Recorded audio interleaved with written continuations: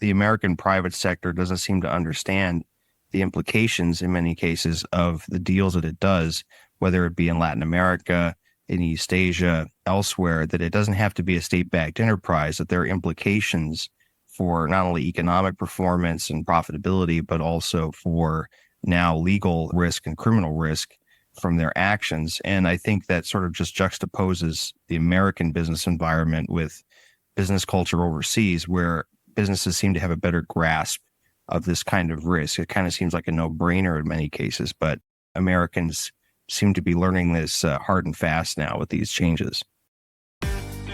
Companies operating in today's global economy really need to get an understanding of the international geopolitical risk landscape.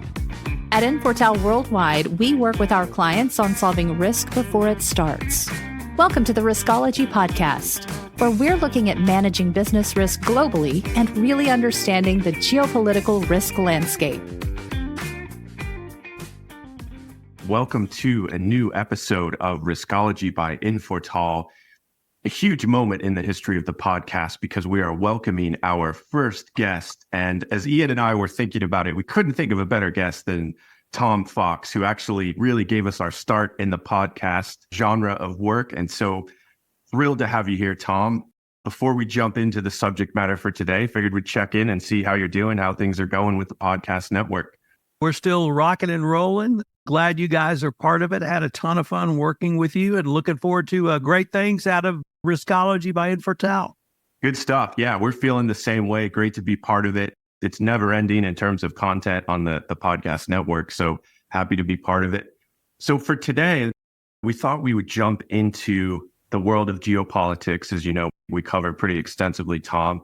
There's been a lot of announcements lately from the Department of Justice, where kind of interesting and a great marketing piece for us because they've actually mentioned geopolitical risk several times in recent statements made by senior officials. And really what the department is emphasizing is the fact that they're planning to look at corporate compliance and corporate failures, corporate crime through the lens of national security. And they've actually recently ramped up their hiring and focus. And so I'd be interested to get your take, and I know you've spent some time working in-house with companies on sort of what that means for corporate compliance groups as they hear those announcements. Anytime you hear the word national security, everyone on this podcast ears perk up, and probably a lot of our listeners' ears perk up. Anytime you elevate something to a national security issue, it obviously means more scrutiny, it means more resources, it means more eyes and ears on it, and it means more responsibility for the individuals who are now under national security scrutiny. For the compliance professional, actually, it's a welcomed announcement for several reasons. One is myself and others have advocated for years that the worldwide scourge of international corruption is not simply an economic issue, but a national security issue. And many drew the direct line from crime to corruption to terrorism to 9/11. And that was now 20 plus years ago. And I think that line has only become stronger over the years. So I think there's a direct line from that. And I think that alone makes it a national security issue. But now, in many ways, the United States is under permanent non-kinetic attack from Russia, from Middle Eastern countries, and probably China as well, in what we used to call the world of competition, i.e. business. And because of those non-kinetic attacks, whether they be attempted data breaches, whether it be misinformation, whether it be business practices that the Chinese would engage in terms of bribery and corruption in their Belt and Roads project, I think that directly affects the national security of the United States. And so I welcome this scrutiny from the government.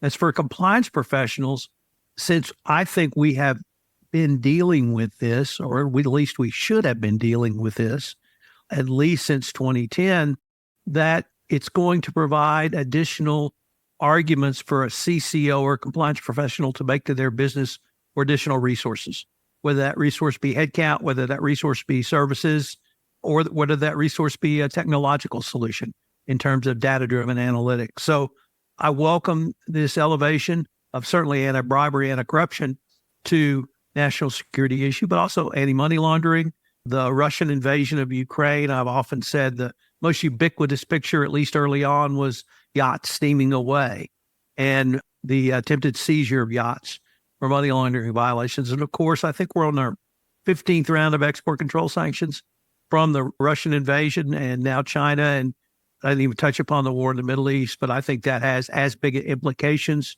for U.S. businesses in terms of geopolitical business disruptions as perhaps the other two. Yeah, you hit on a lot of great points there, Tom. And, something that you mentioned really struck with me because having worked inside a large organization, a large bank in New York, I know that sometimes it can be a struggle for the compliance departments to get the funding that they need. And so hopefully this announcement or this series of announcements from the DOJ will add fuel to allowing the compliance departments to build out the staffing to really work in these areas and work through these complex problems to avoid these issues. And I think in terms of national security, once things are categorized in that place of national security risk, the stakes couldn't be higher. And so you don't want to be one of the first few companies that's prosecuted by this new group out of the DOJ. That would just be a reputational risk nightmare. What do you think in terms of geography? We've heard from a lot of our clients who are looking internationally and they're examining their supply chains and they're seeing the risks from global conflict and considering options around the world to sort of relocate. What do you think about companies that are looking to relocate, let's say, to South America? What are the types of risks you think that they should be concerned about? Unfortunately, the Odebrecht scandal showed us that South America is just as prone to bribery and corruption as literally any other continent, and that it's a country-by-country analysis, but it may even be a business-by-business analysis because Chile 5 years ago was perceived as one of the great democracies in South America and a country which was relatively free of corruption and did very well on the corruption perception index. Now I think people are feeling a little bit different. But you name the country, doesn't really matter. Colombia, Mexico. I know Mexico's not in South America, but put it south of the border. Mexico, Central America, Peru, Uruguay, Chile, Argentina. Who knows where Argentina's going to go? Certainly Brazil and a wide variety of others. And then whatever Venezuela may do against Guyana now.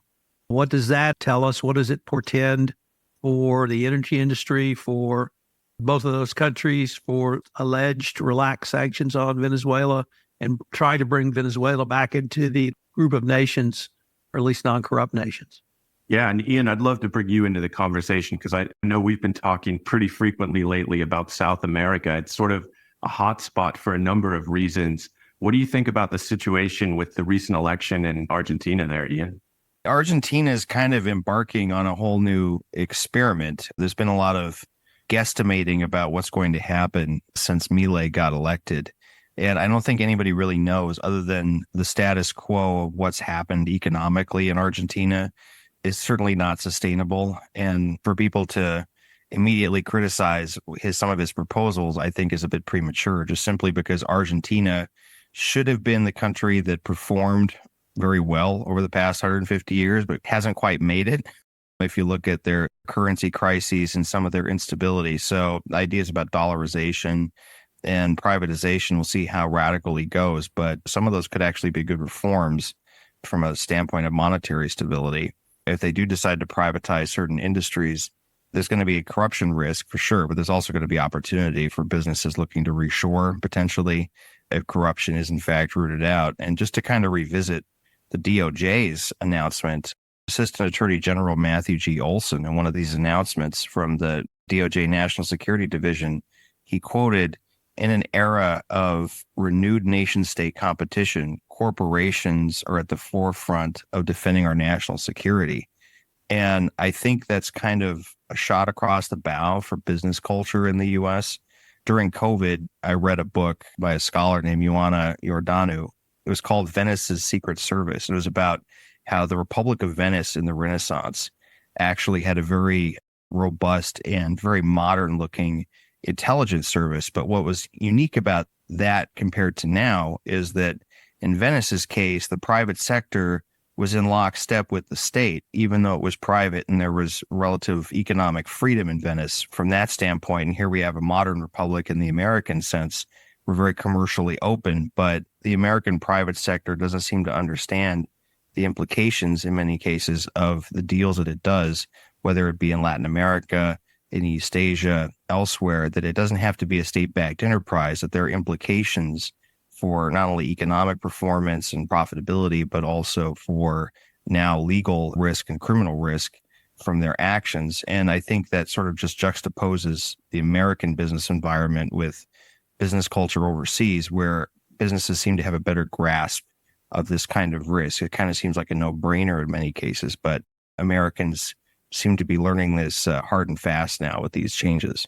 Yeah, the landscape has changed, and a lot of education still to be completed in this space for changing the outlook overall. And I think that's why, to a certain degree, that the Department of Justice has been echoing a similar message now for a number of months.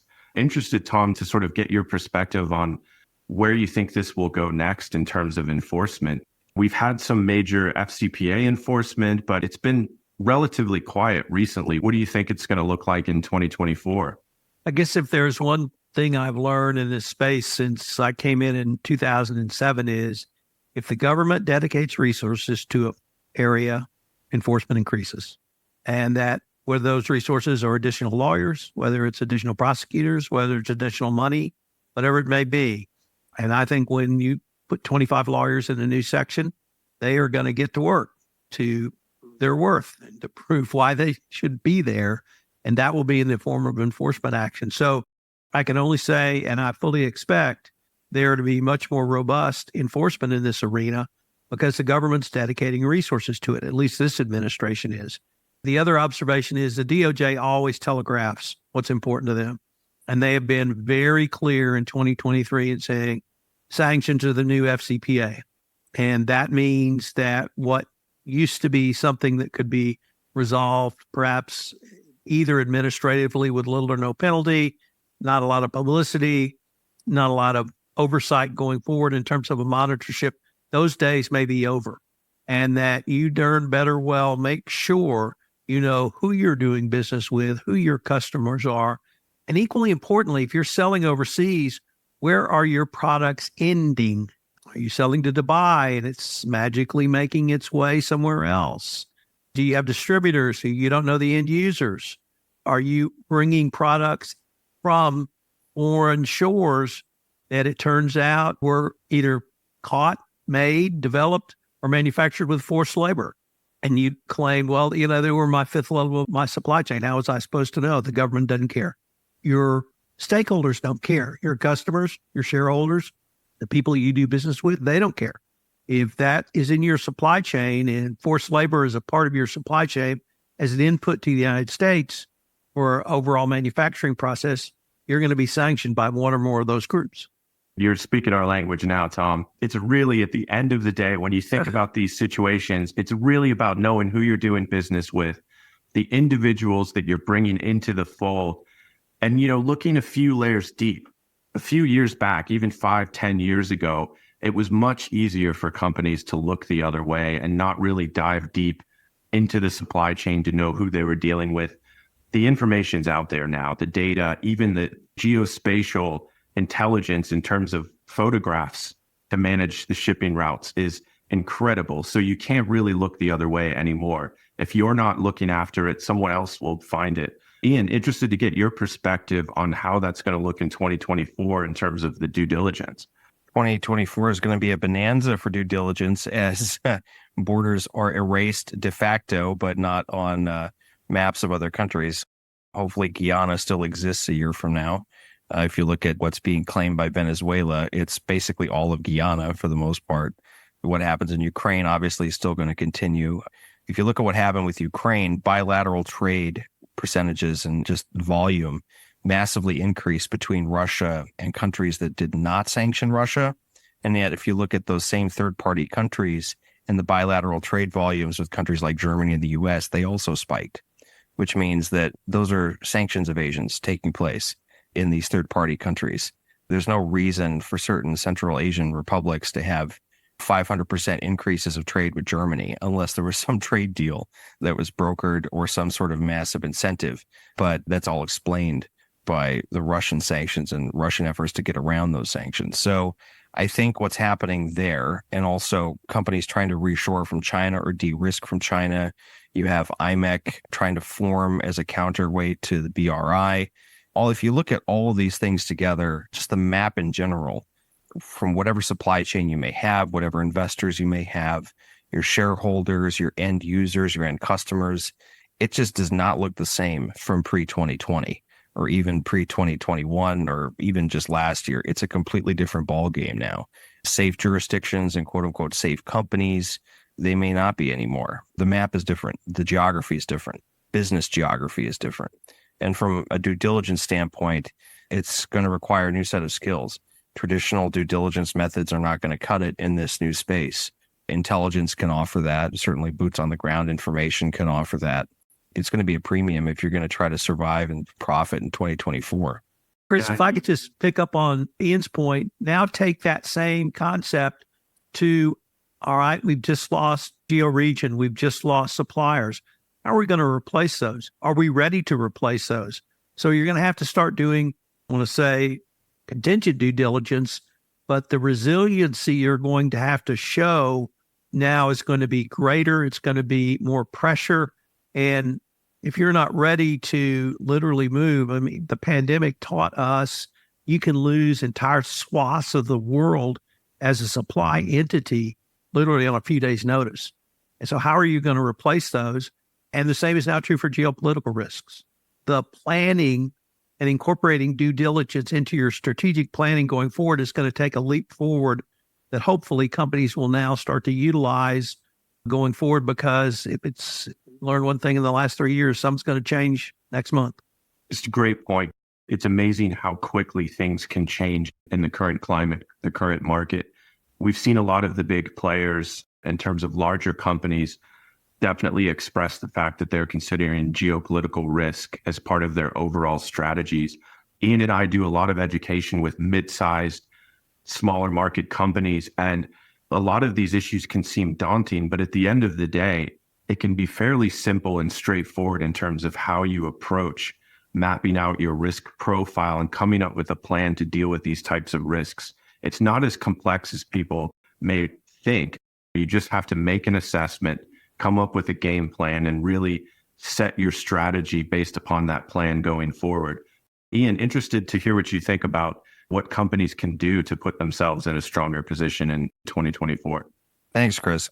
If you look at how companies view this, especially companies that are new to this whole game of political risk, or not game, but the very risky world of just political risk in general, if you look at that, a lot of CEOs are wondering, well, how can I fortify my supply chain?